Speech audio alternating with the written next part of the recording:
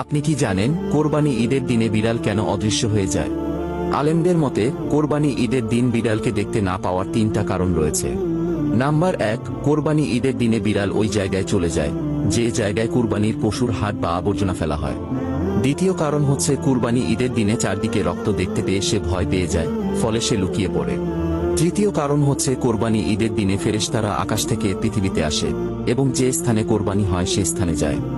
আর বিড়াল ফেরেশতাদেরকে দেখে ভয় পেয়ে দূরে কোথাও গিয়ে লুকিয়ে পড়ে। সঠিকটা কি তা তো আল্লাহ ও তার রাসূল ভালো জানেন। আল্লাহু আকবার।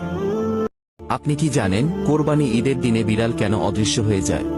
আলেমদের মতে কোরবানি ঈদের দিন বিড়ালকে দেখতে না পাওয়ার তিনটা কারণ রয়েছে। নাম্বার 1, কোরবানি ঈদের দিনে বিড়াল ওই জায়গায় চলে যায় যে জায়গায় কুরবানির পশুর হাড় বা আবর্জনা ফেলা হয়। দ্বিতীয় কারণ হচ্ছে কুরবানি ঈদের দিনে চারদিকে রক্ত দেখতে পেয়ে সে ভয় পেয়ে যায়, ফলে সে লুকিয়ে পড়ে। তৃতীয় কারণ